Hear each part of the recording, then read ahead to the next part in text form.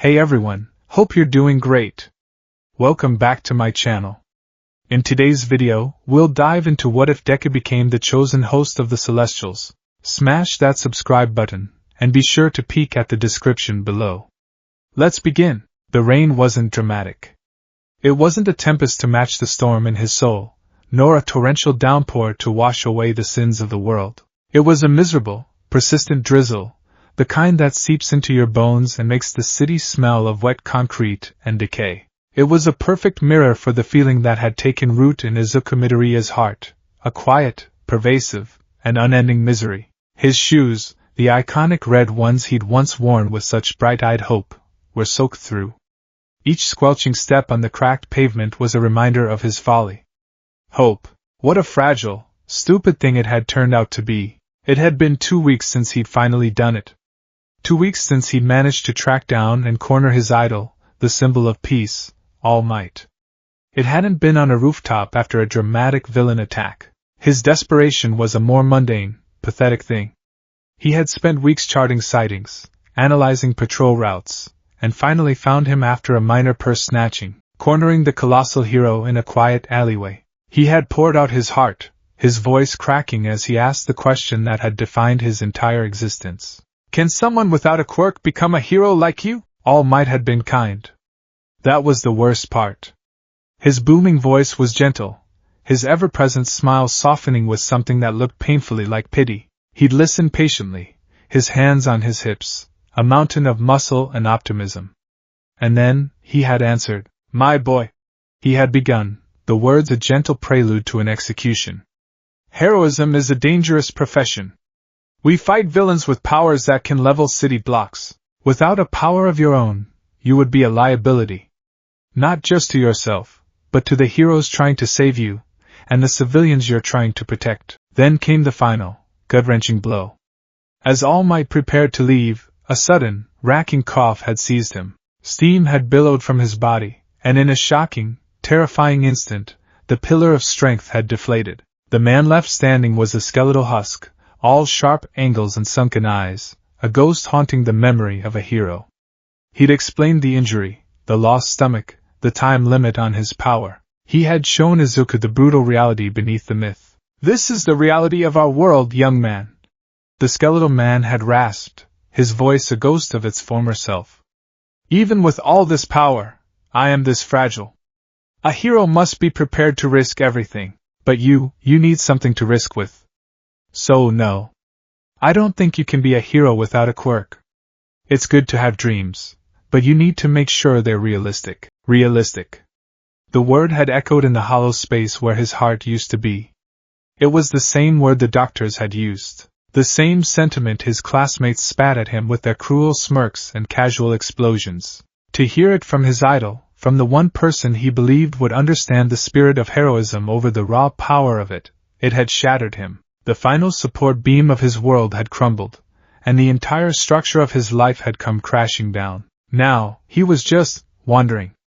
His feet had carried him without conscious thought, away from the bustling city center, towards the forgotten fringes. He found himself standing at the edge of Dagoba Municipal Beach Park, a place that was less a park and more a monument to neglect. Mountains of rusted appliances, broken furniture, and bags of festering garbage rose from the sand like malignant tumors. The salty air was thick with the stench of decay and rust. It was a graveyard for forgotten things, for objects that had outlived their usefulness. Izuku felt a grim kinship with the place. He, too, was a broken, useless thing, a defective model in a world of gleaming, superpowered machines. He trudged onto the sand, the drizzle doing little to wash away the grime. He found a half-crushed, rusting car hood to sit on, the cold metal seeping through his wet trousers. He pulled out his phone, its screen cracked from a recent encounter with Bakugo. He scrolled through the news. A new hero had debuted, one with a flashy teleportation quirk. A villain with the ability to turn his skin to granite had been apprehended. It was a world that spun on an axis of power he could never grasp. He closed the news app and opened his private gallery. A video file, labeled Hero Debut 1, played without sound. A younger All Might, his costume brighter, his smile even wider, hauling a bus full of people from a collapsed bridge. Izuku had watched it thousands of times. It used to fill him with a fire, an unshakable resolve. Now it just hurt. He was watching a language he could never speak, a dance he could never join. With a trembling finger, he pressed and held the icon. A small menu appeared. Delete? His thumb hovered over the word. This video was the cornerstone of his entire life. To delete it would be an admission of finality. It would be giving up on the little boy who had pointed at the screen with tears in his eyes and declared his destiny. He couldn't do it. But he couldn't watch it either. He slipped the phone back into his pocket, a leaden weight that felt as heavy as his future. He stared out at the gray, churning ocean, the waves listlessly lapping at the shore, pulling refuse out and pushing more in. A cycle of filth. It's not fair, he whispered to the uncaring wind. His voice was raw, a pathetic little crackle against the sigh of the waves. It's just not fair. He wasn't asking for an all-powerful quirk. He wasn't asking to be the next All Might. He just wanted a chance. A single, tiny foothold on the mountain that everyone else was born halfway up. But he had nothing. An empty hand in a world full of weapons. As dusk began to bleed into the gray sky, painting the clouds in shades of bruised purple and sullen orange, the heavens offered a spectacle. A meteor shower, thin, silvery lines of light began to streak across the darkening canvas, silent and beautiful. For a moment the sight was so divorced from his own wretchedness that it managed to pierce through his despair. It was a fleeting distraction, a reminder of a universe vast and impartial, one that didn't care about quirks or dreams. He watched them burn out, one after another, tiny cosmic sacrifices. He made a bitter, hollow wish on one. I wish I had a quirk. The thought was automatic, a reflex ingrained from a decade of disappointed birthdays and unanswered prayers. It tasted like ash in his mouth. Then he saw it. One of the falling stars was different. It wasn't silver or white. It burned with an impossible, kaleidoscopic light. Hues of emerald, violet, and gold chased each other across its surface in patterns that seemed to defy natural physics. It was larger than the others, and it wasn't burning out. It was falling, and it was getting closer. Izuku stood up, his heart suddenly hammering against his ribs with a force that was no longer just misery, but a primal, electric fear. The light grew, descending not with the random trajectory of a falling rock, but with a sense of purpose, as if it were an eye scanning the earth before blinking. It veered sharply, arcing directly towards the junkyard. There was no deafening explosion. The impact was a deep, resonant thud that seemed to vibrate in his very bones, followed by the percussive clatter of shifting metal and breaking glass. A plume of sand and dust rose from behind a particularly large mound of compressed cars, glowing from within with that same otherworldly light. Silence descended once more, broken only by the waves and the rain. Every rational thought in Izuku's head screamed at him to run. It could be a piece of a satellite, radioactive and dangerous. It could be a villain's weapon, or a government experiment. It was unknown, and the unknown was dangerous. But another part of him, the part that had meticulously filled 13 notebooks with hero analysis, the part that had run towards danger his entire life without a second thought, was already moving. His curiosity was a force of nature, a compulsion stronger than fear. What if it was something that could help someone? What if it was something new? He scrambled over a pile of discarded tires, his feet sinking into the wet sand. The air grew thick with a strange, clean scent, like ozone and freshly turned earth, a stark contrast to the surrounding decay. The strange light pulsed rhythmically, a slow, cosmic heartbeat. He crested the hill of junk and froze, his breath catching in his throat. There, in a crater of displaced trash and fused sand, lay the source of the light. It was not a meteor. It was not a rock. It was an artifact. It was roughly the size of a football, but its shape was maddeningly complex. It was a geometric object, composed of shifting, interlocking plates of a material that was both metallic and crystalline. At one moment it looked like a dodecahedron, the next a series of impossible, Escher-like angles that made his head ache to look at. Its surface was a deep, obsidian black, but intricate, glowing lines of that same kaleidoscopic light pulsed across it, forming complex circuits and constellations that moved and reformed. It was alive. This was not from Earth. This was not from his solar system. The sheer, palpable alienness of it was overwhelming. It hummed, a low thrumming sound that he felt more than he heard, a vibration that resonated with the marrow of his bones. He took a hesitant step closer. The object's light seemed to brighten, to focus on him. He felt a peculiar sensation, like being scanned, analyzed, and measured in a way he had never been before. It wasn't like a physical scan. It was as if the object was reading his DNA, his history, his very soul. It was looking at the sum of his existence and finding it interesting. Izuku stood there for a long time, rain plastering his green-black hair to his forehead, his mind a whirlwind of awe and terror. This was it. The ultimate discovery. He should call someone. The police, a hero agency. But who would believe him? They'd take it away, lock it in a lab, and he'd be left with nothing but another story no one believed. He looked at the artifact, pulsating with power that dwarfed any quirk he had ever seen. Then he looked down at his own hands. Empty. Quirkless. The hands that could never save anyone, that could never be a hero's. All Might's words echoed in his ears. Make sure your dreams are realistic. What was realistic anymore? A glowing, geometric godseed had just fallen out of the sky and landed in front of him. The universe had just thrown the rulebook out the window. A wave of utter, soul-crushing despair washed over him, more powerful than any before. This was the universe mocking him, showing him true power, a power beyond quirks, a power he could see and feel but never, ever have. It was the ultimate look what you can't be. Tears mingled with the rain on his cheeks. A choked, hysterical sob escaped his lips. What do you want from me? He whispered to the alien object. The artifact pulsed, a gentle, inviting thrum. It felt receptive.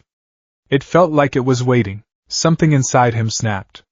The cautious analyst, the timid boy, he was gone, drowned in a sea of hopelessness. What else did he have to lose? His dreams were dead. His future was a blank gray canvas. He had nothing. With a final, desperate, and utterly irrational surge of motion, he stumbled forward and reached out, his trembling fingers extending towards the glowing, impossible object. The moment his skin made contact, the world ended, and began again. There was no pain. There was only light, sound, and information. 1 billion libraries worth of data flooded his nervous system in a single, silent scream. The kaleidoscopic light of the artifact erupted, engulfing him. Tendrils of pure energy, woven from the fabric of space-time itself, flowed from the seed and into him, not burning, but integrating. They mapped his neural pathways, rewrote his cellular structure on a quantum level, and anchored themselves to his very soul. His consciousness was ripped from his body, flung across the cosmos. He was no longer Izuku Midoriya, a boy on a beach.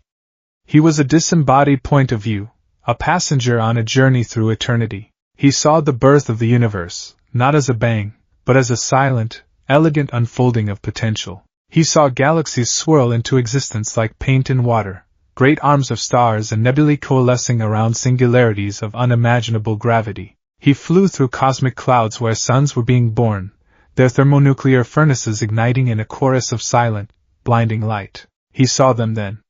The Celestials. They were giants on a scale that shattered all comprehension.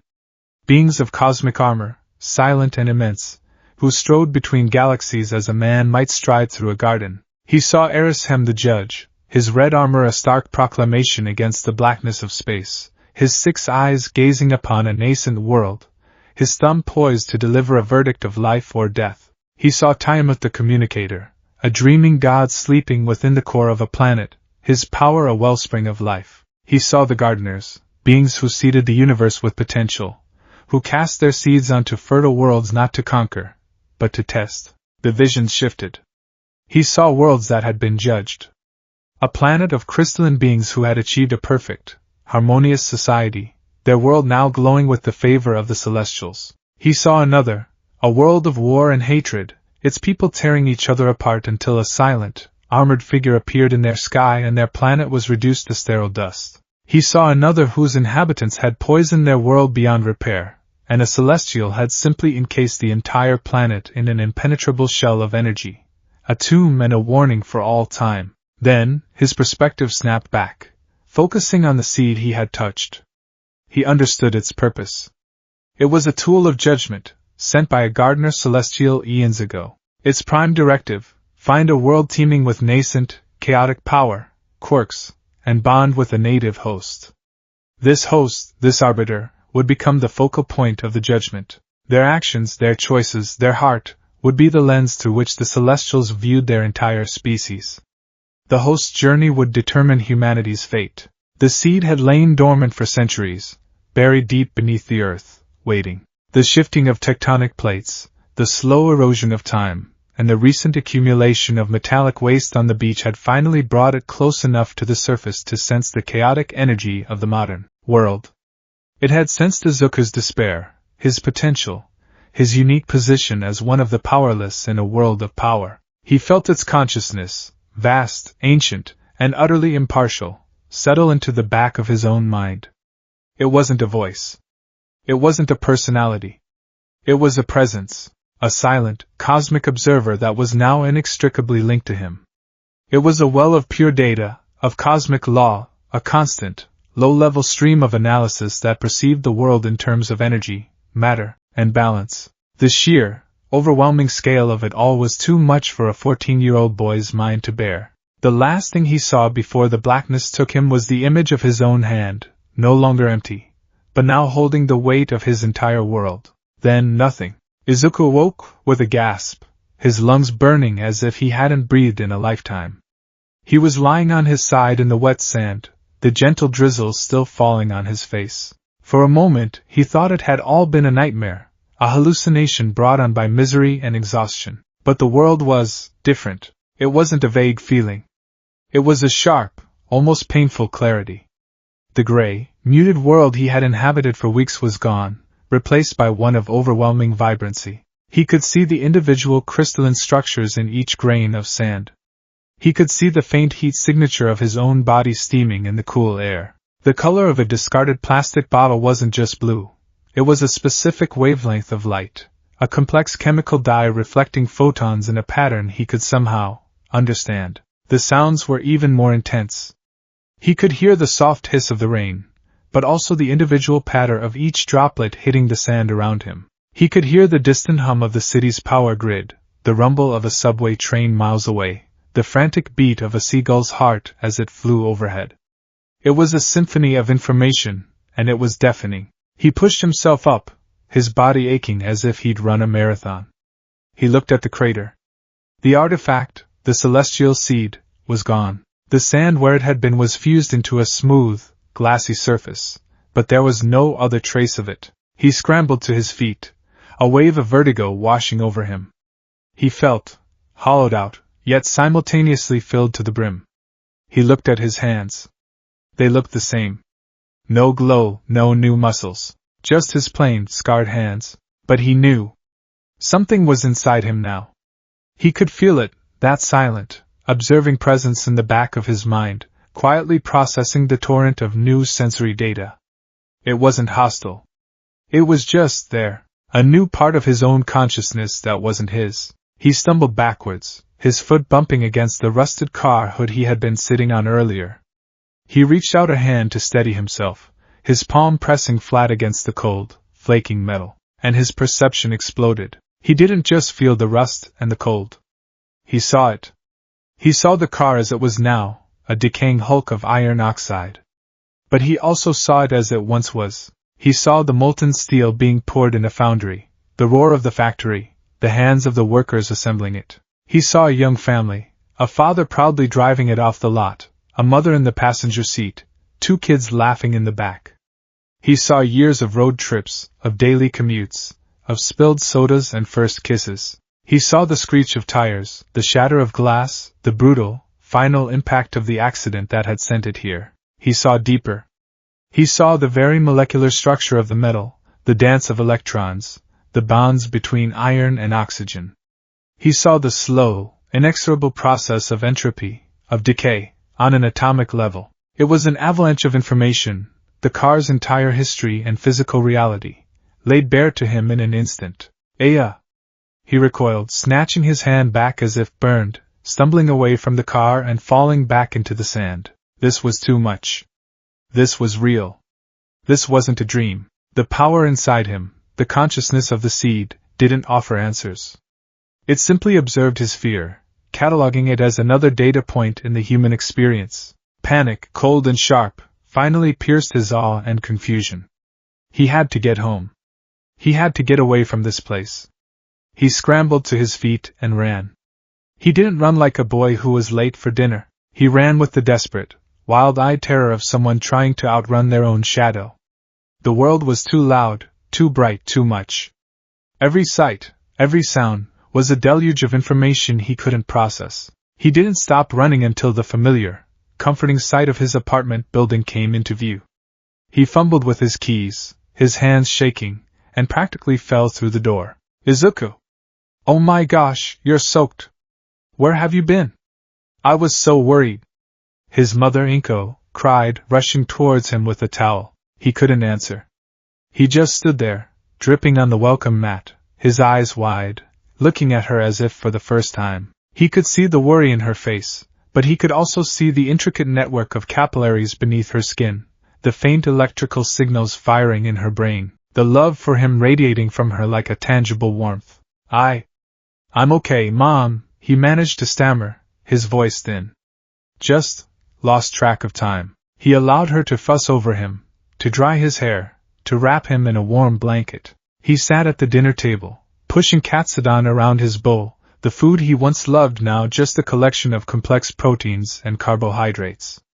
He couldn't explain what had happened. How could he? Mom, I think a God-making alien probe bonded with me and now I'm supposed to decide if humanity gets to live. They'd lock him away. Later that night, tucked in his All Might-themed bed, the familiar posters and action figures of his hero now seemed like relics from another person's life. He lay awake, staring at the ceiling, the silent cosmic presence a constant companion in his mind. He was no longer quirkless. But what he had wasn't a quirk. It was something older, vaster, and infinitely more terrifying. It was a judgment.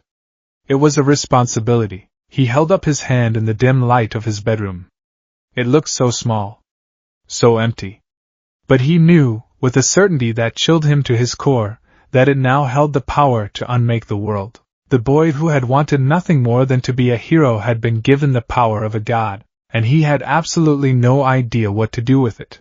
The 3 days following the incident at Dagoba Beach were a private, personalized hell for Izuku Midoriya. His new reality was not a switch that had been flipped, but a dam that had been obliterated, flooding every corner of his existence with a relentless torrent of sensory information. The world, once a comfortable, predictable place, had become a screaming, chaotic symphony that threatened to tear his sanity apart. School was the worst. The familiar classroom, once a haven for his quiet mumblings and frantic note-taking, was now a cacophony. He didn't just hear the teacher droning on about pre-quirk-era history. He heard the frantic thumping of the teacher's heart, sped up by too much morning coffee. He heard the subtle, high-pitched whine of the fluorescent lights overhead, a sound that drove a spike of pain behind his eyes. He saw the microscopic dust motes dancing in the sunbeams, each one a tiny world of dead skin cells and fabric fibers. He could see the stress fractures in the windowpane from a long-forgotten impact, the intricate weave of the uniform on the girl sitting in front of him, the faint sheen of oil on Bakugo's palms as he secretly checked his phone under his desk. The silent observer in the back of his mind, the ghost of the celestial seed, processed it all with cold, detached efficiency. Fluorescent lighting, inefficient energy conversion, 60s cycle hum causing minor neural distress in host. Katsuki Bakugo, elevated cortisol levels. Adrenaline spike detected. Cause, social media interaction. Conclusion, emotionally volatile. Atmospheric composition, standard nitrogen-oxygen mix. Particulate matter count, 3.2% above acceptable health standards. He tried to shut it out. He squeezed his eyes shut, but that only made the auditory input worse. He pressed his hands over his ears, earning a sharp rebuke from the teacher and a snicker from his classmates. He felt like a radio receiver tuned to every station in the universe at once. This wasn't a power, it was a curse. A constant, overwhelming, high-definition feed of a world he had been blissfully deaf and blind to his entire life. he barely slept. When he closed his eyes, the visions returned, not of celestials and galaxies, but of the mundane world rendered in impossible detail. He saw the flow of water through the pipes in the walls of his apartment building, the slow, methodical crawl of a spider building a web in the corner of his ceiling, the faint, decaying radiation signature of the radium paint on his old all-night alarm clock. He was drowning. He had been given the eyes of a god, and all they showed him was how fragile and flawed and loud everything was. He was more alone now than he had ever been when he was quirkless. It was an isolation so profound it felt like he was the only real person in a world of ghosts. On the fourth day, he was walking home, taking the longest, quietest route he could find, his shoulders hunched and his gaze fixed on the cracks in the pavement. He was trying to focus on a single thing, the rhythmic scuff of his red shoes, to anchor himself. He just wanted to get home, lock himself in his room, and pray for silence. That was when he heard it. Not with his ears, but with that new, terrifying sense. A sound like a shriek in the fabric of reality. An explosion rocked the street a few blocks ahead. It wasn't the sound itself that startled him, but the feeling that came with it.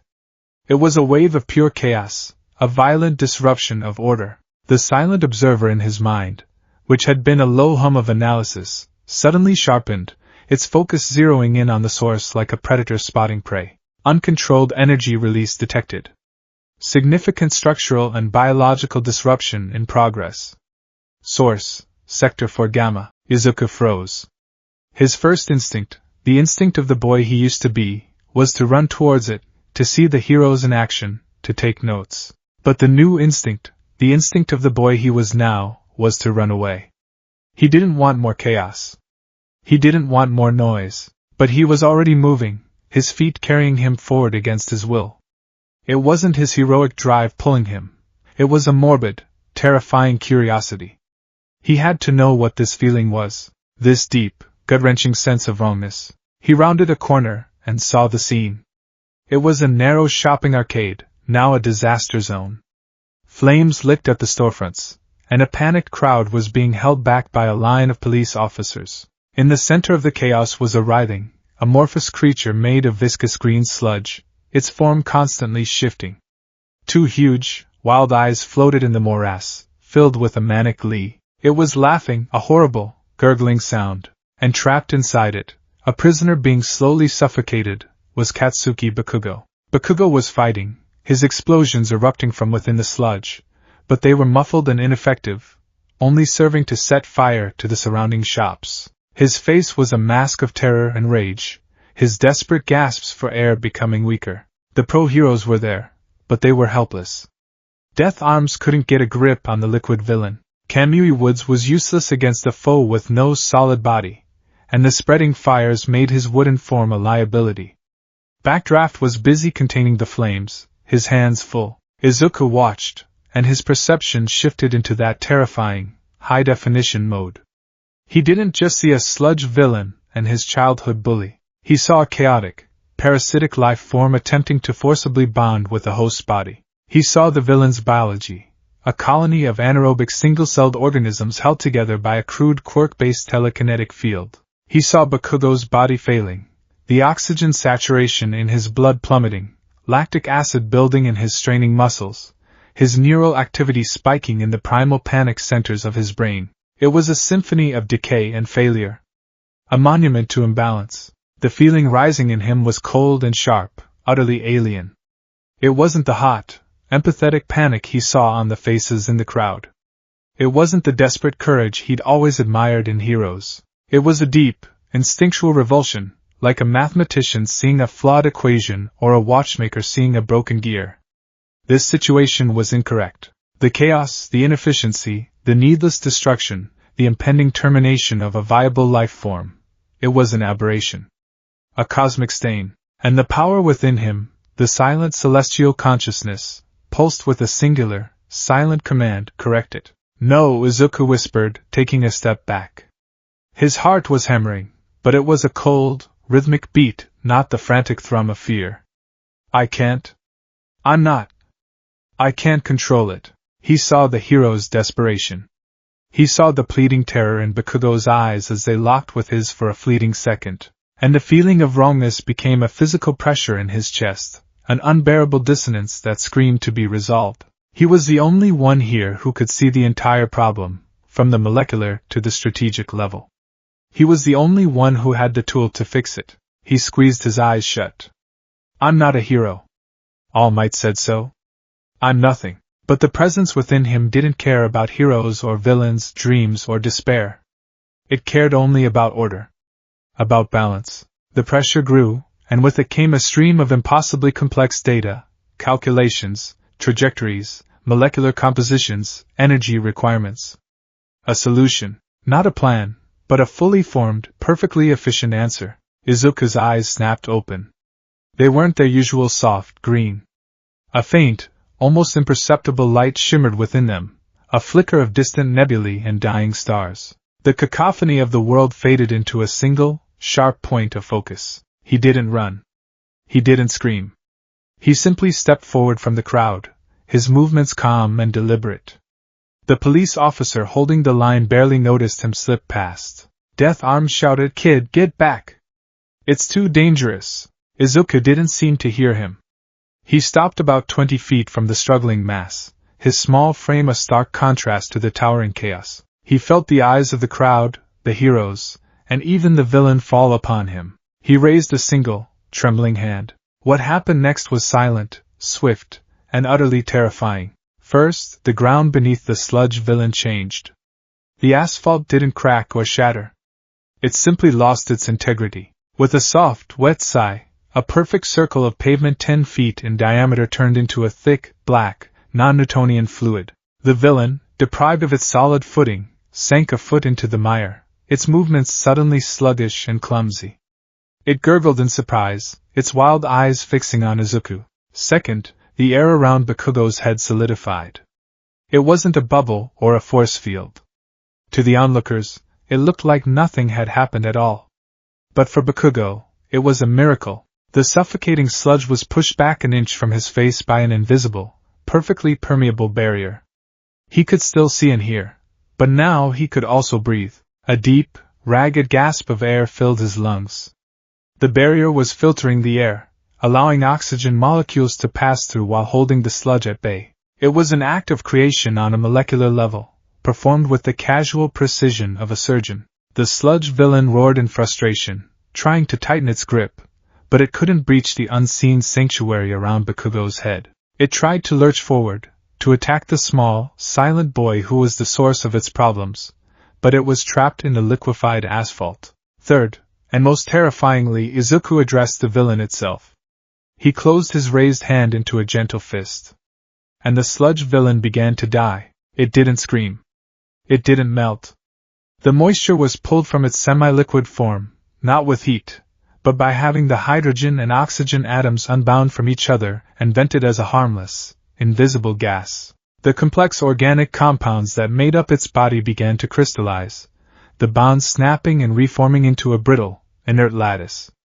Its slimy green color faded to a dry, cracked ochre. Its gurgling laughter died in its non-existent throat. In the span of 5 seconds, the rampaging, fluid monster was transformed into a motionless, brittle statue of himself, its pose frozen in a silent scream. A small piece of its shoulder flaked off and turned to dust before it even hit the ground. The world fell into a dead, profound silence. The fires still crackled, but the explosions had stopped.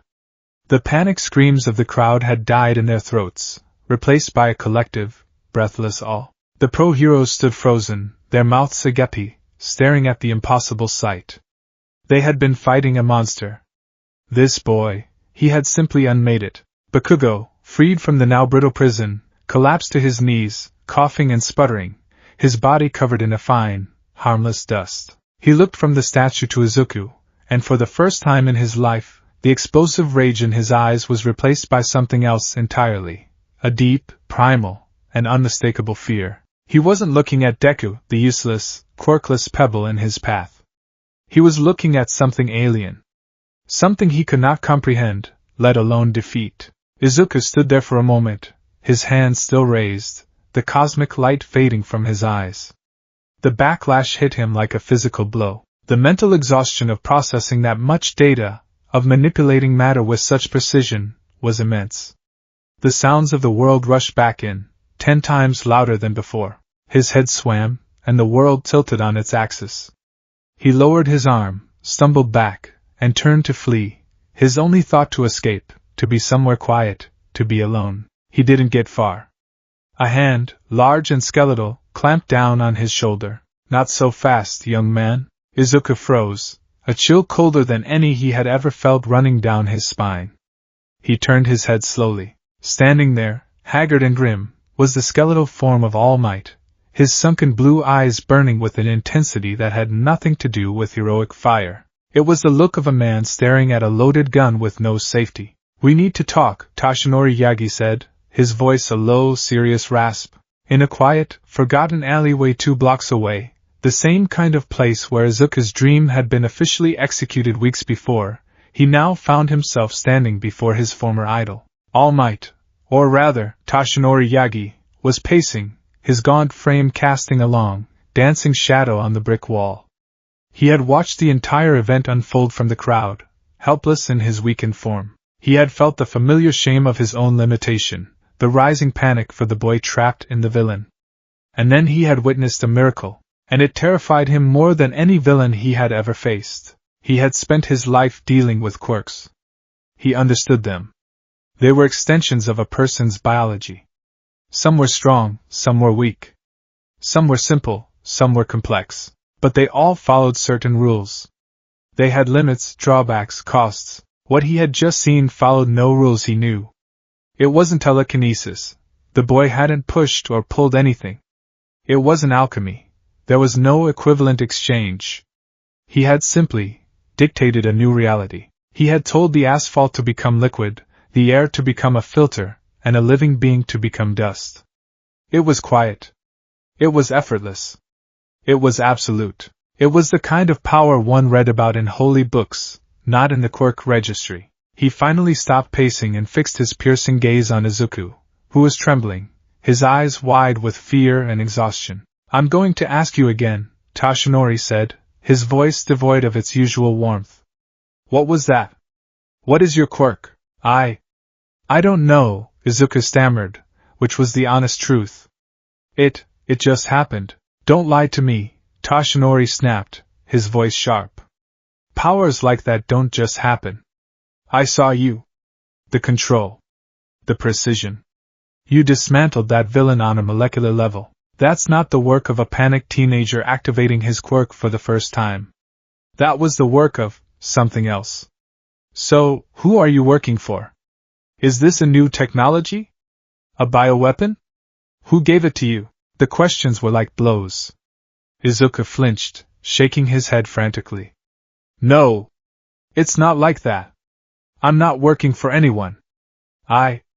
He trailed off, his shoulders slumping in defeat. How could he explain? "I'm quirkless," he finally whispered, the words tasting like ash. "I was. Until a few days ago. Something happened." Toshinori's eyes narrowed. "What happened?" Izuku couldn't bring himself to say it. "A star fell. I touched it. There's a god in my head."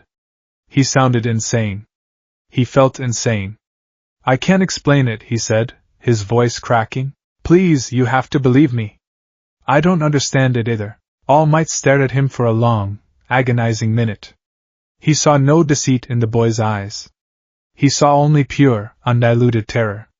The boy was as scared of this power as he was, and that, somehow, was even more frightening.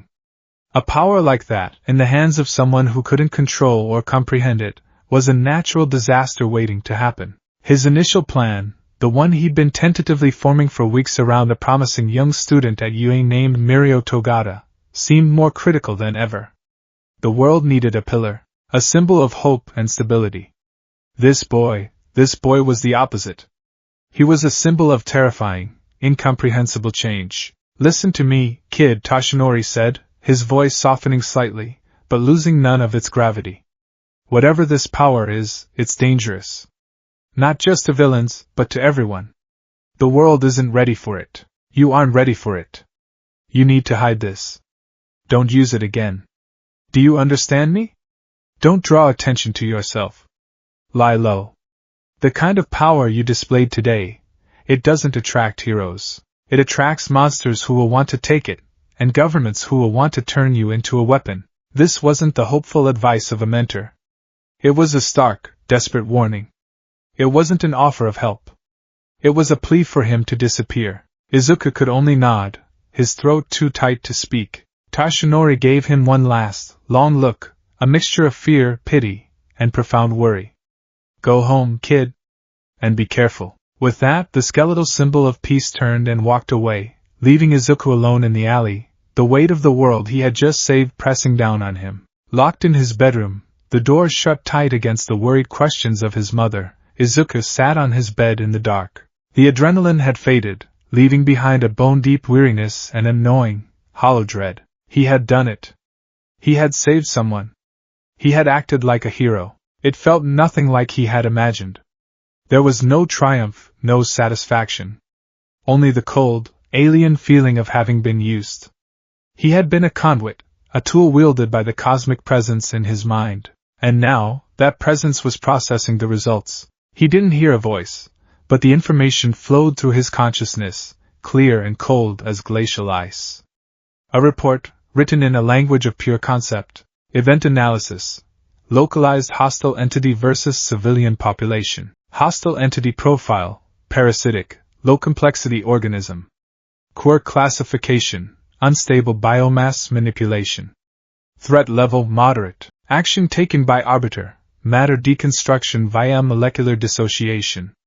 Target neutralized. Protected asset profile, Katsuki Bakugo. High potential biological specimen. Quirk classification, exothermic secretion. Emotional state, unstable but viable. Action taken by arbiter, environmental manipulation. Asset preserved. Performance review. Arbiter action was 98.7% efficient. Minimal collateral damage.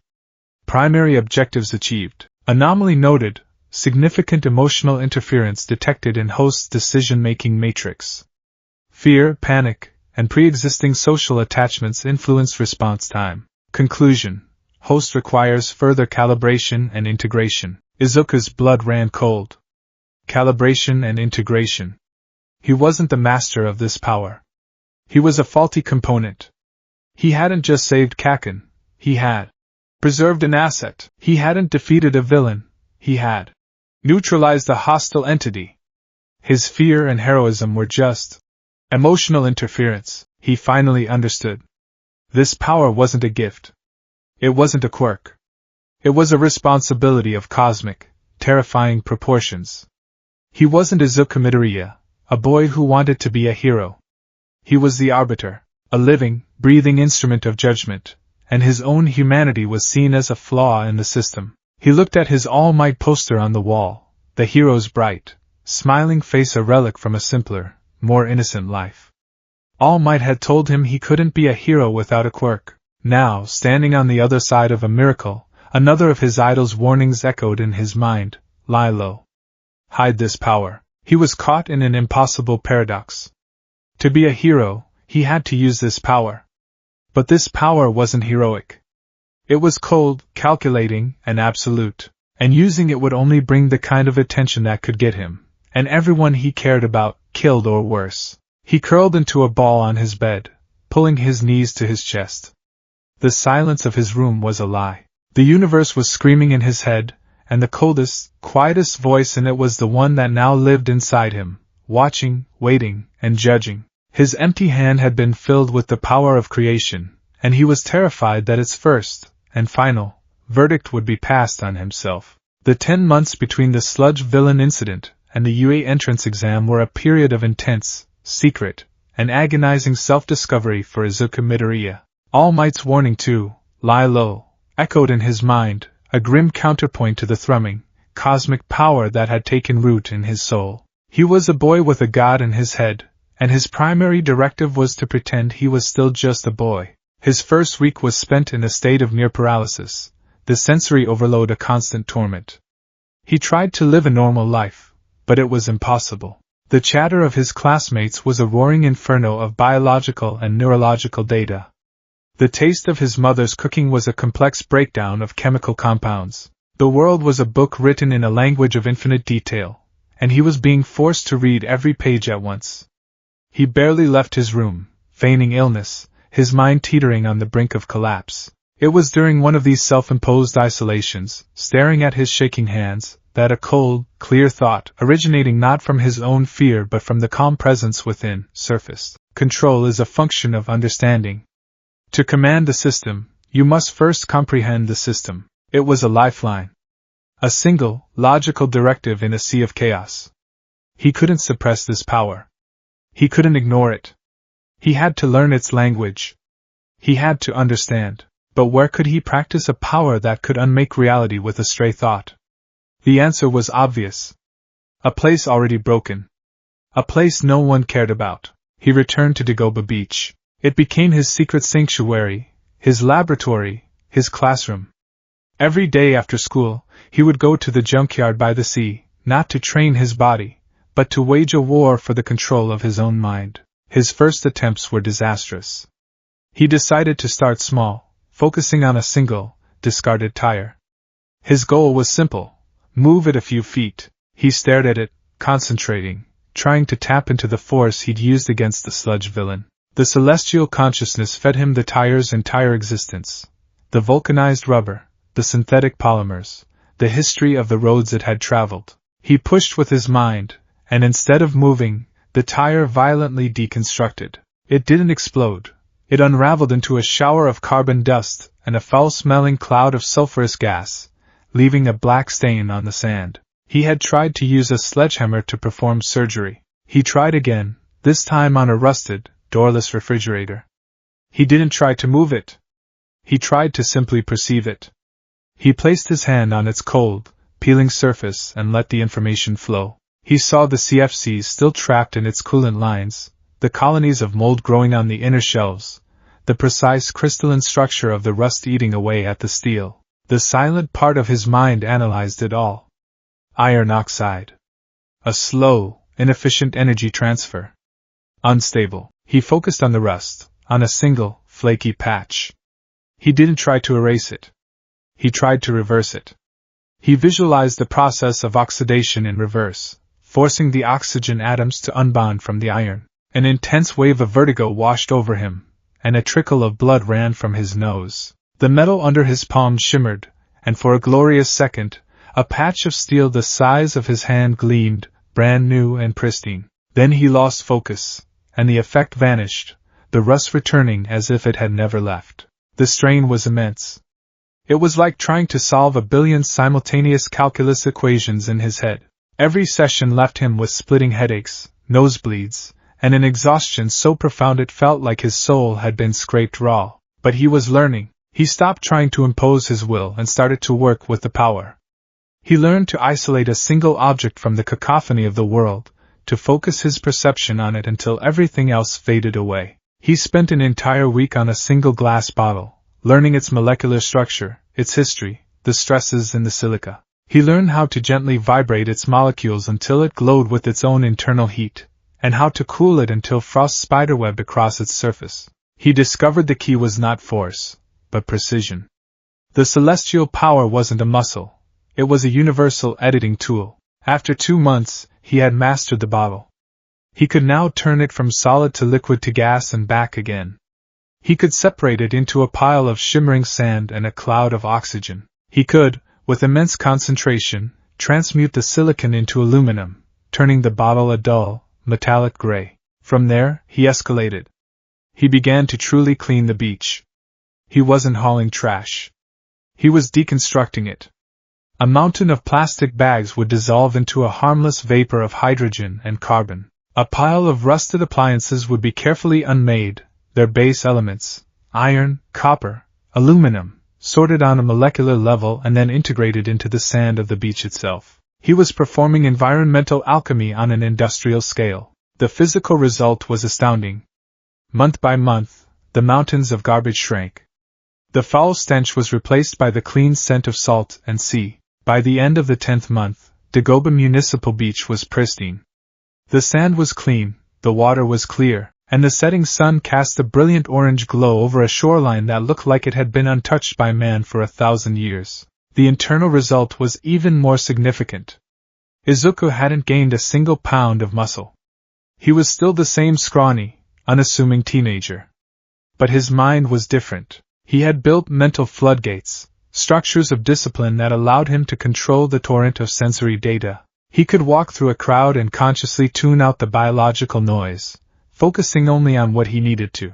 The cosmic observer in his mind was still there, but it was less of an overwhelming presence and more of a silent, powerful database he could query at will.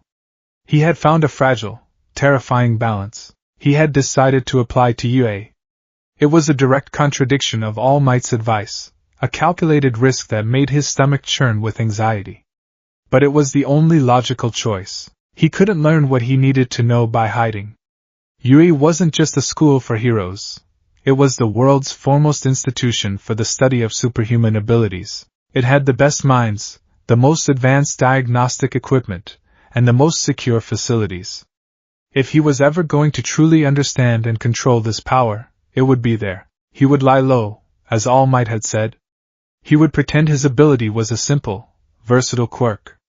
He would aim not to be number one, but to be invisible. His goal was not fame, but knowledge.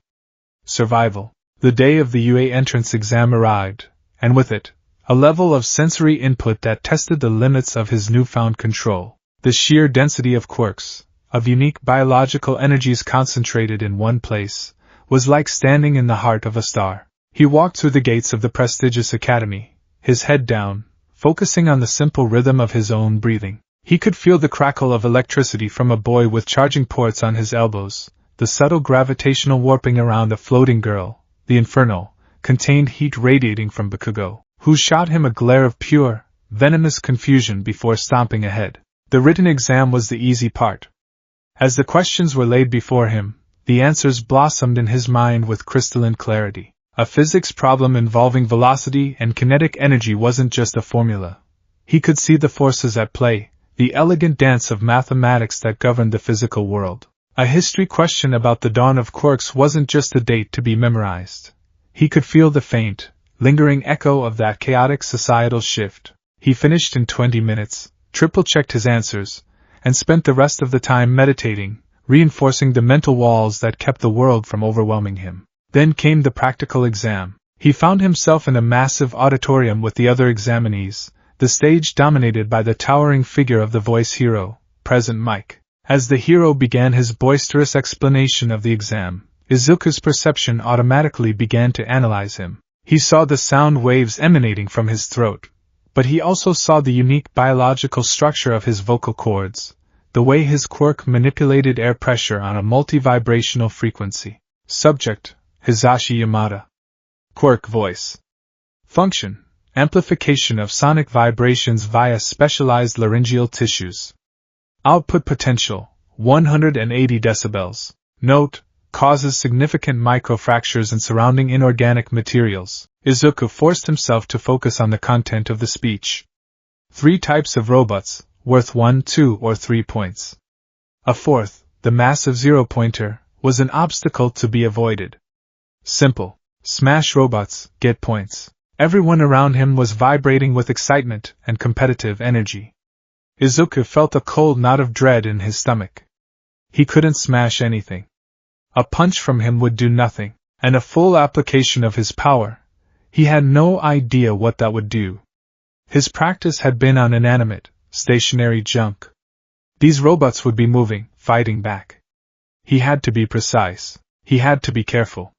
He had to be an artist with a scalpel in a room full of people swinging sledgehammers. He was so lost in his tactical analysis that he didn't notice he was muttering to himself until a kind voice broke through his concentration. It seems like a lot, doesn't it?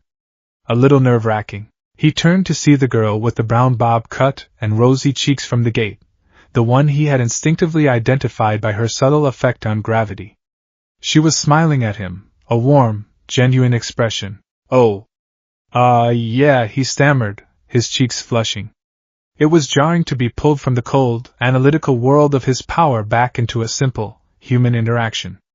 Just trying to figure out a strategy. I guess. Well, good luck out there, she said, giving him a cheerful thumbs up before turning her attention back to the stage. The brief interaction helped. It grounded him, reminded him that he was here among people, not just a collection of quirks and biological systems. At the designated battle center, a sprawling, full-scale replica of a city, he took his place among the crowd of examinees. He saw Ida, the tall, serious boy from the auditorium, and Bakugo, who was stretching and cracking his knuckles, explosions popping in his palms. He was a predator, ready for the hunt. When President Mick's voice boomed go, the massive gates slid open, and the pack surged forward. Izuku, however, stood still for a full 3 seconds. He closed his eyes, and instead of darkness, he saw the city in a wireframe of energy. He could sense the electrical signatures of the robots, their patrol routes hard-coded into their programming. He saw the power conduits running beneath the streets like a glowing circulatory system. He opened his eyes, the tactical map burning in his mind, and ran. He ducked into a side alley, avoiding the initial chaotic rush. A one-pointer rolled around the corner, its single red eye fixing on him. Target acquired! It droned, raising a piston-like arm. The other students would have punched it. Bakugo would have blown it to bits. Izuku stood his ground, raised a hand, and focused. He ignored the thick outer armor, and aimed his perception inside the machine. He found the central processing unit, a complex wafer of silicon and copper. He located the primary solder points connecting the CPU to the power distributor. With a precise, surgical pulse of will, he momentarily increased the kinetic energy of the lead tin alloy. He turned the solder from solid to liquid. The effect was immediate and silent. The robot's red eye flickered and died. Its arm drooped. It coasted to a halt, completely inert. There was no explosion, no smoke, not even a scratch on its chassis. It just stopped. It was worth 1 point. And it was profoundly unsettling. He continued his sweep, a ghost in the machine. He came upon a 2-pointer menacing another examinee. This one was more heavily armored, its internal components shielded. Izuku couldn't get a clear line of sight to its CPU. So he changed tactics. He focused on the robot's feet, specifically the vulcanized rubber treads of its tank-like base. He didn't try to break them. Instead, he altered their molecular surface, smoothing it out on a quantum level, effectively reducing their coefficient of friction to near zero. The robot, which had been charging forward, suddenly lost all traction. Its treads spun uselessly on the asphalt as if it were on a sheet of perfectly polished, oiled ice. It slid out of control, spun in a comical circle, and crashed harmlessly into the side of a building. 2 more points. A 3-pointer, the most dangerous of the main trio, dropped from a rooftop and leveled a cannon arm at him. This required a different approach. As the barrel began to glow, indicating an imminent energy blast, Izuku focused on the air inside the barrel. He rapidly and violently vibrated the nitrogen and oxygen molecules, increasing the pressure inside the weapon 100-fold in less than a microsecond. The robot fired. The result was a choked, pathetic cough. The immense internal pressure, unable to escape through the muzzle, found the path of least resistance. The cannon barrel split open, peeling backward like a metallic banana. The robot's targeting system fizzled, and it stood there, disarmed and confused, before Izuku calmly walked past and deactivated its power source with another pinpoint application of his ability. From a rooftop several blocks away, Bakugo watched one of these silent, bizarre takedowns through the smoke of his own destruction. He saw Deku, the useless, quirkless Deku, simply point at a robot, which then just stopped. There was no impact. No energy blast. Nothing. It was the same quiet, incomprehensible power he had seen at the sludge villain incident. A power that defied all the rules of combat he had ever known. It wasn't about strength, or speed, or heat. It was something else. Something wrong. A furious, terrified scowl etched itself onto his face. He blasted another robot to pieces, trying to burn away the image, the feeling of utter helplessness that Deku now inspired in him. Izuku racked up points in this strange, silent manner. 20 points. Not a spectacular score, but a solid, passing one. He had avoided collateral damage. He had avoided attention, or so he thought. What he hadn't realized was that his very method was a gigantic, flashing sign that read anomaly. Then the ground began to shake. A shadow fell over the entire city block as the zero-pointer made its debut. It was a titan of steel and chrome, a skyscraper given monstrous life. It rose from behind a building, its massive form dwarfing everything around it. Its head scraped the tops of the tallest structures, its fists the size of buses. The sheer scale of it was an act of psychological warfare. "Run away!" A synthesized voice boomed from the titan, an ironic piece of advice as it swiped a colossal arm, obliterating the top 5 floors of a building. Debris rained down on the street below. The other examinees didn't need to be told twice. A panicked exodus began, students scrambling over each other to escape the behemoth's path. Izuku was with them, his own survival instincts screaming at him to flee. This thing was too big, its systems too complex and redundant to be disabled with a simple trick. Deconstructing it would take a level of focus and energy he wasn't sure he possessed. Then he heard a cry of pain. He turned, and his blood ran cold. The girl from the auditorium, the kind one with the gravity quirk, was trapped. A large slab of concrete had pinned her leg, and she was lying directly in the path of the advancing zero-pointer. Its heavy foot, large enough to crush a tank, was rising, preparing to take another devastating step. In that instant, the world went silent for Izuku. The panic, the noise, the strategic calculations, it all vanished. All he saw was a person in danger. A person who had shown him a moment of kindness, and the deep, primal instinct that had made him want to be a hero in the first place, the instinct he thought had been buried under the weight of his cosmic power, roared to the surface. This was different from the sludge villain. That had been a cold correction of an imbalance. This was a choice.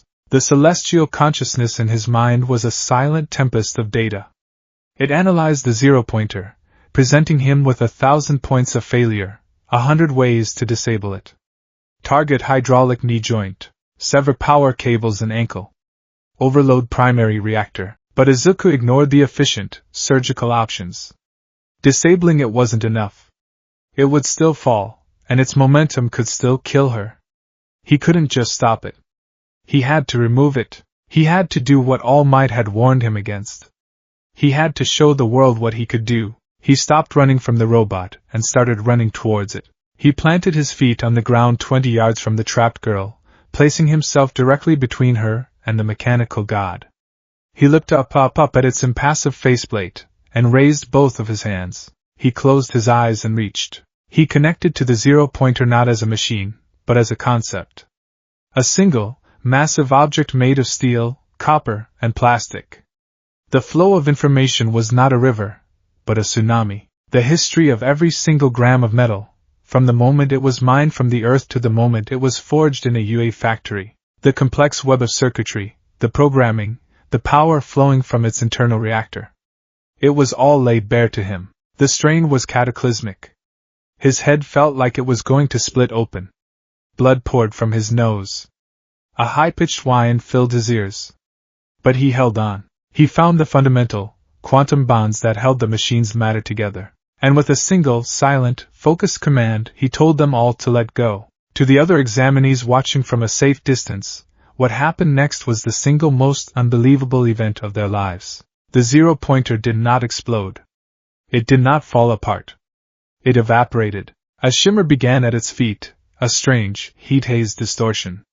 The shimmer spread upwards, and as it passed, the robot's solid form simply dissolved. The metal plates, the thick wires, the glowing red eye, they all unraveled into a swirling, impossibly vast cloud of shimmering, glittering dust. It made no sound. No bang, no crash, no roar of dying machinery. Just a profound, universe-altering silence as a 20-story tall titan was reduced to its constituent atoms in the span of 3 seconds. The other students were frozen, their jaws hanging open in sheer, uncomprehending shock. But Izuku wasn't finished. The colossal cloud of dust hung in the air, a testament to his destructive power. He had to prove he was more than that. He was a hero. He was a protector. With the last of his focus, he shaped the cloud. He commanded the trillions of metallic particles to move, to coalesce. The dust swirled, forming into a massive, elegant, crystalline dome that descended and settled gently over Uraraka and several other students who had been caught in the debris field. The dome was translucent, catching the sunlight and fracturing it into 1,000 tiny rainbows. It was an impromptu cathedral of impossible beauty, built from the ashes of a monster, and then, his strength gave out completely. The world crashed back in on him. His legs buckled, and he collapsed to the pavement, unconscious before he even hit the ground. In a darkened observation room high above the battle center, a group of pro-heroes and UA faculty had been watching the monitors with professional detachment. That detachment had shattered. What, in the name of, was that? President Mike was the first to break the stunned silence, his voice a bewildered whisper instead of its usual boom. Cementos leaned forward, his blocky features etched with disbelief. He didn't break it. He erased it. The material is still there. I can see it on the scanners. But he changed its state, its form, on a macro scale. Instantly. There is no quirk on the registry capable of that level of matter manipulation, Midnight added, her usual flirty demeanor completely gone, replaced by sober. Not without a medium, or an exchange. It was effortless. All eyes, however, turned to two figures. The principal, Nizu, was standing on his chair, his beady eyes wide, a grin of pure, manic intellectual curiosity stretching across his face. An anomaly! He chirped, his voice filled with a terrifying glee. A beautiful, terrifying, paradigm-shifting anomaly. His file says his quirk is unknown. A gross understatement. This isn't just a new quirk, it's a new category of existence. In the corner of the room, Toshinori Yagi, in his skeletal form, felt a wave of nausea so profound he had to grip the back of a chair to stay upright. His blood ran cold. It was so much worse than he had feared. The quiet precision he had witnessed at the sludge villain incident had been a candle flame. This was the heart of a son. The boy hadn't listened, he hadn't hidden. He had stood in the center of the world's most watched arena and announced the existence of a god. He hadn't just put a target on his back. He'd painted a bullseye on the entire planet. But the most chilling reaction came from the man who had seen it all. Shota Aizawa stood motionless, his eyes, wide and unblinking behind his goggles, fixed on the monitor showing the unconscious Izuku. His own quirk, erasure, was predicated on the idea that all quirks were a biological function he could switch off. He was staring at something that he instinctively knew his power could never touch. It wasn't coming from the boy's body. It was coming from somewhere else. That's not a quirk, Aizawa said, his voice a flat, dead-certain statement that cut through the rest of the chatter and plunged the room into a new, deeper silence. Back in the scoring room, the officials were in chaos. How do we score that? He's only got 28 villain points. But the rescue points. He saved that girl. He saved everyone from the debris. He didn't just save them, Nizu's voice cut in over the intercom, startling them all. He demonstrated a level of protective power and crisis mitigation that is, quite literally, off the charts. The purpose of rescue points is to reward heroic spirit and the will to save others, even at great personal cost. Examinee 71, Izuku Midoriya, is the platonic ideal of that concept. There was a pause. So, how many points? All of them, Nizu said cheerfully. Give him 60. No, 70. 100. The number is irrelevant. He passed. Weeks later, a small, unassuming envelope arrived at the Midoriya apartment. Izuku, now fully recovered but still haunted by the memory of the power he'd unleashed, opened it with trembling hands. A small disc fell out, and a hologram of a skeletal All Might flickered to life. But it wasn't a message of congratulations. It wasn't a declaration that he, too, could be a hero. It was a summons. Young Midoriya, Toshinori's voice said, heavy with a weariness that went beyond his physical ailment. You have passed the exam. You have been accepted into UA, but your journey is not the one you think it is. You and I, we have much to discuss. Your power has made you the most promising, and the most endangered, student to ever walk these halls. Welcome to UA, and may we all survive the consequences. The hologram faded, leaving Izuku standing in his room, the acceptance letter clutched in his hand. It didn't feel like a victory. It felt like a contract. He had gained entrance to the one place that could help him, but he had done it by revealing the very secret that could destroy him. His quiet, desperate plan was already in ruins. He was no longer an unknown, he was the anomaly.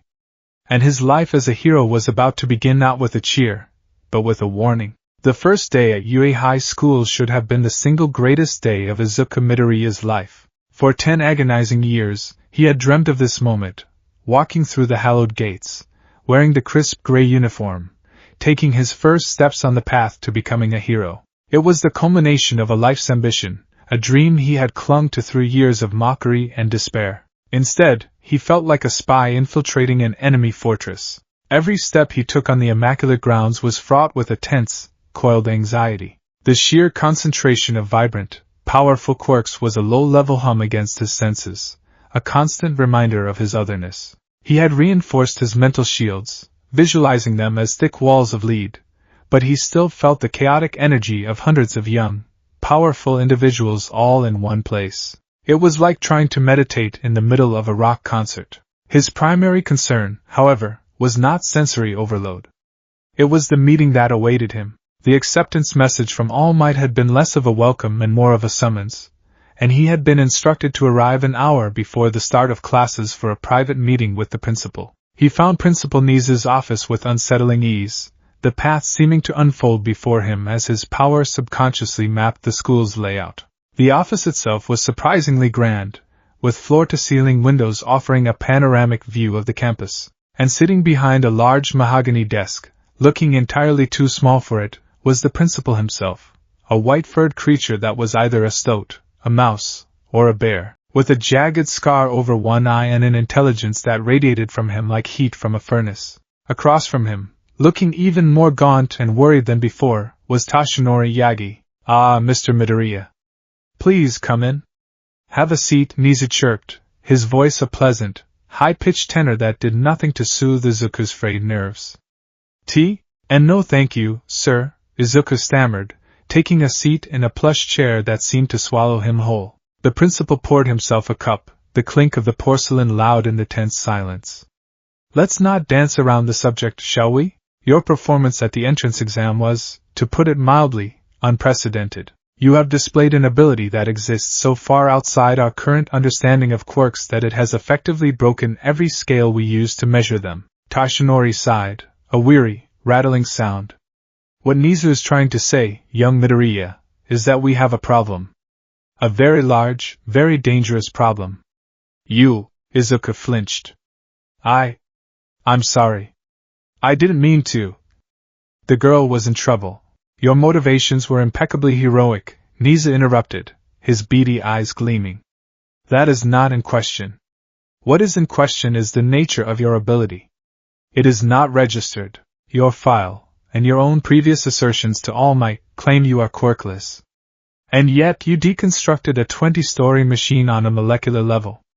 These two facts are incongruous. So, I ask you plainly, Izuku Midoriya, what are you?" The question hung in the air, heavy and absolute.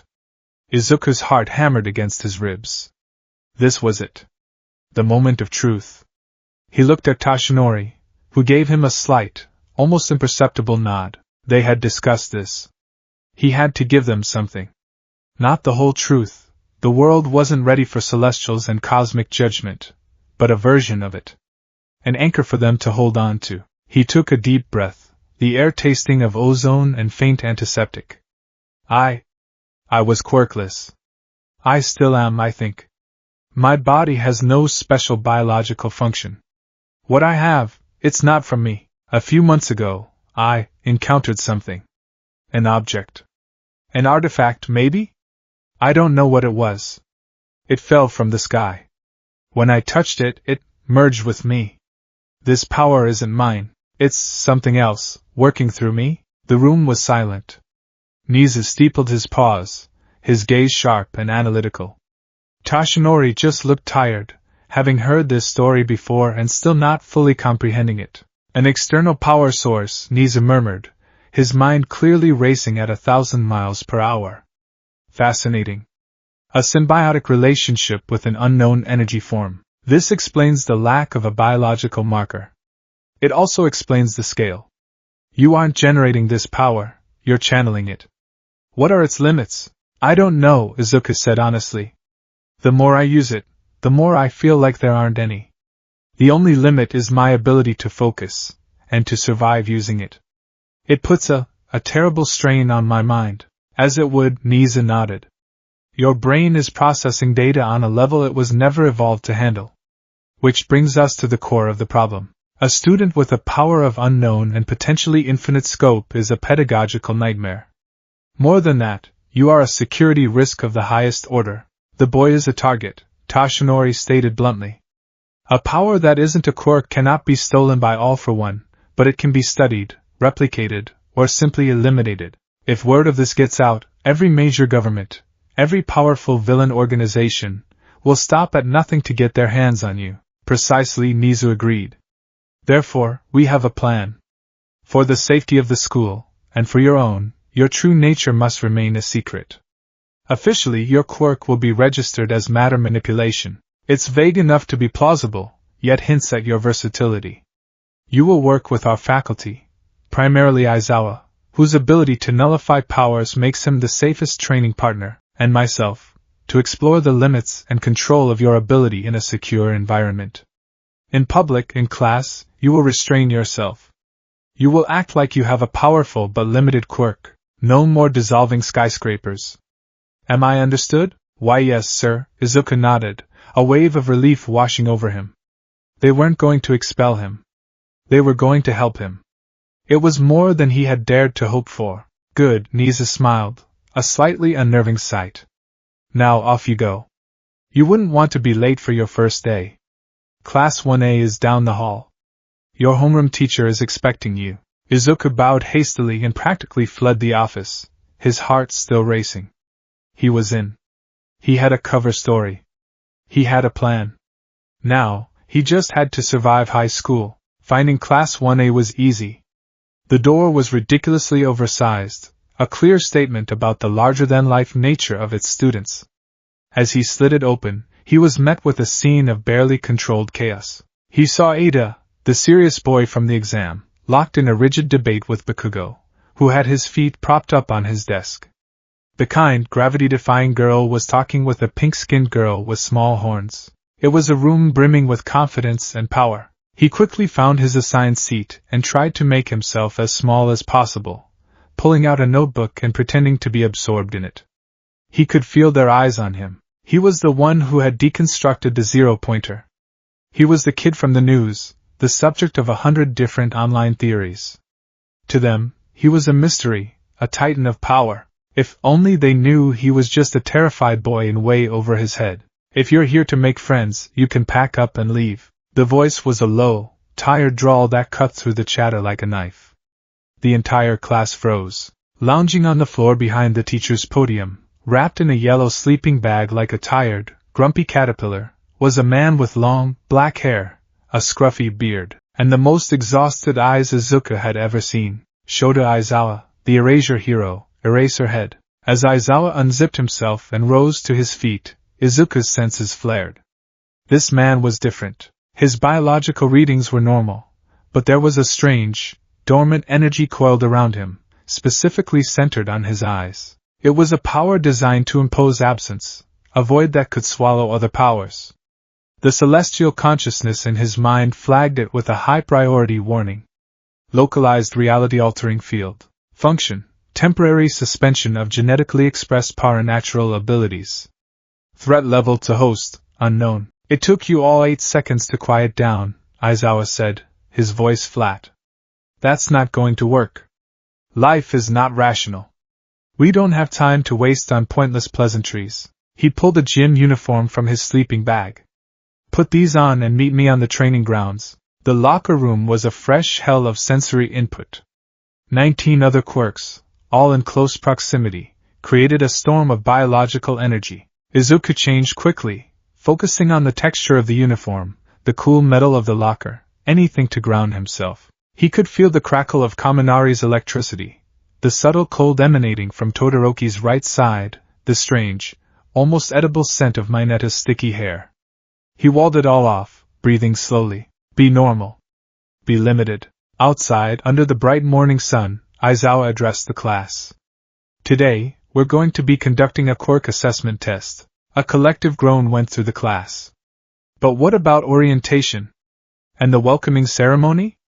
Uraraka asked, voicing everyone's thoughts. Yui isn't a normal school, Aizawa countered, his gaze sweeping over them. We don't have time for that nonsense. You've all been using your quirks without proper oversight since you were children. It's time to establish a baseline. Bakugo. He tossed a softball to Bakugo, who caught it with a smirk. You finished first in the practical exam. What was your best softball throw in middle school? 67 meters, I think, Bakugo said. Try it with your quirk. Bakugo strode to the center of a chalk circle, a feral grin spreading across his face. He wound up, and with a deafening explosion that sent a shockwave across the field, launched the ball into the sky. Die, he screamed, because of course he did. The ball flew, a tiny speck against the blue, before finally arcing back down. Aizawa held up a small device. 705.2 meters. Not bad. The class erupted in excitement. We can use our quirks. This is gonna be fun. Aizawa's expression soured. Fun? You think this is fun? The temperature on the field seemed to drop by 10 degrees.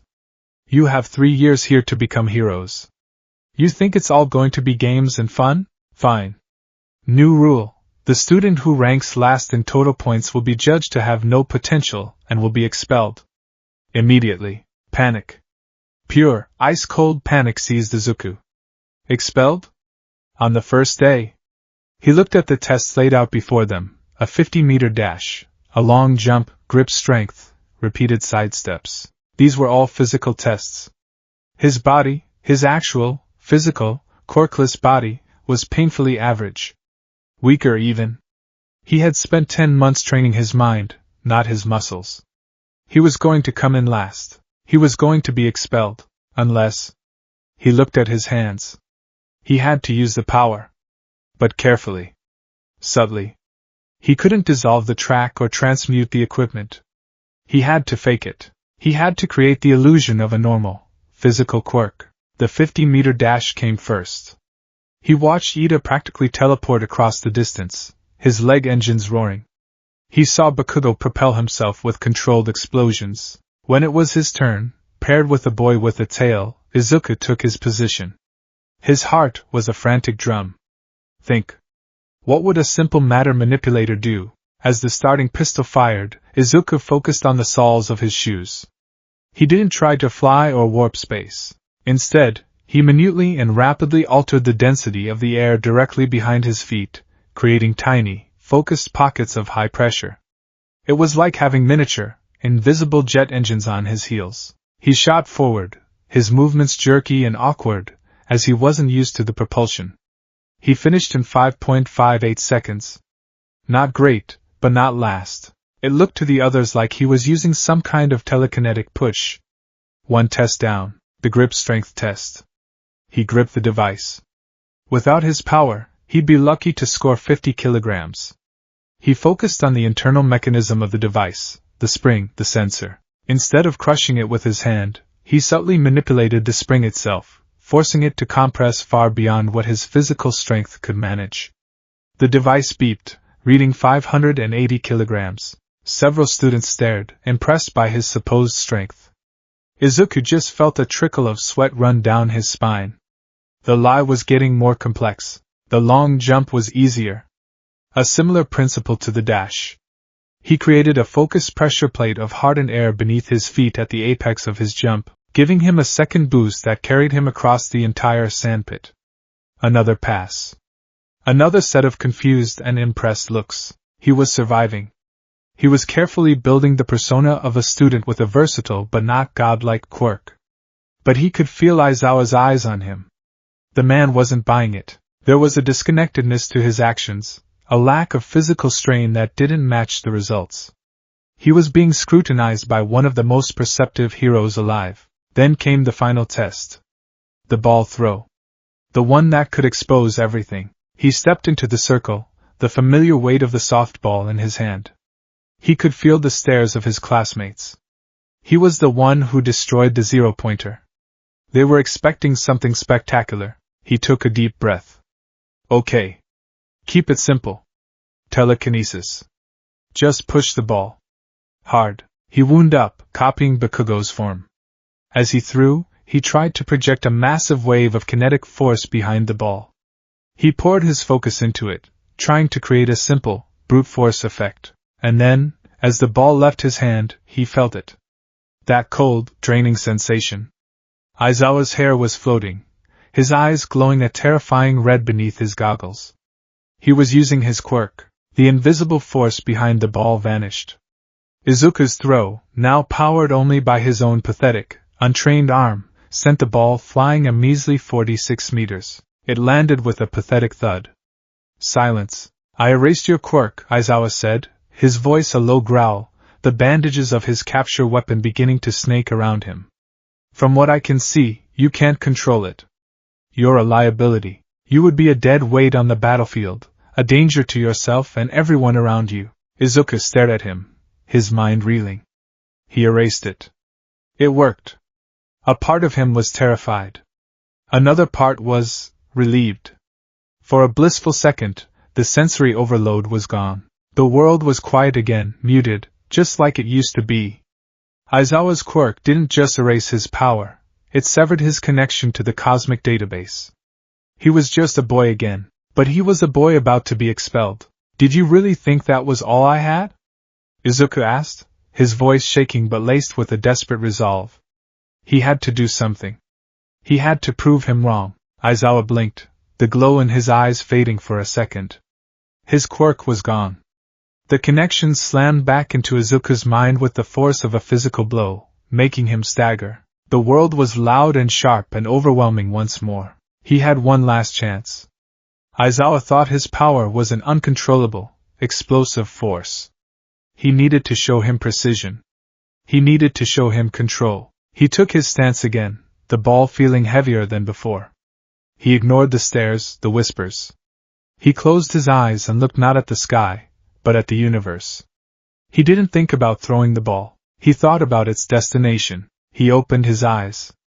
The faintest glimmer of cosmic light, a swirl of green and gold, flickered in his irises. He threw the ball. As it left his hand, it didn't accelerate with a sudden burst of force. Instead, the space in front of the ball warped. It was a subtle, almost invisible distortion, like heat haze on a summer road. He wasn't pushing the ball. He was pulling its destination closer.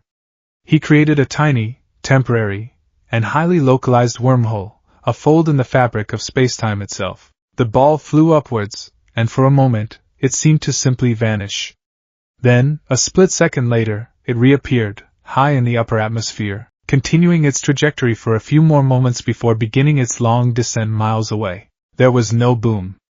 No shockwave. Just a quiet, impossible act of cosmic geometry. Aizawa stared, his mouth slightly agape.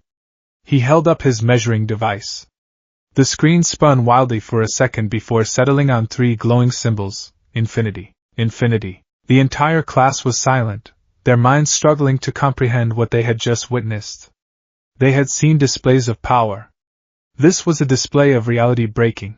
Aizawa slowly lowered the device, his expression unreadable. He had been expecting a bigger explosion, an uncontrollable surge. He had been prepared for raw power. He was not prepared for this. This was not power.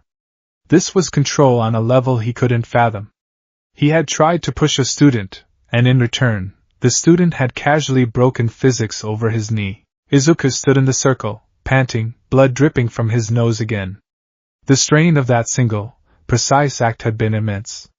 But he had done it. A slow grin spread across Aizawa's tired face. It was a terrifying sight. Not bad, he said, his voice laced with a newfound, dangerous interest. Not bad at all. You're not just a powerhouse. You're a puzzle. He turned to the class. Oh, and the expulsion thing was a lie. The collective sigh of relief was deafening. But Izuku barely heard it. He had survived. He had passed the test.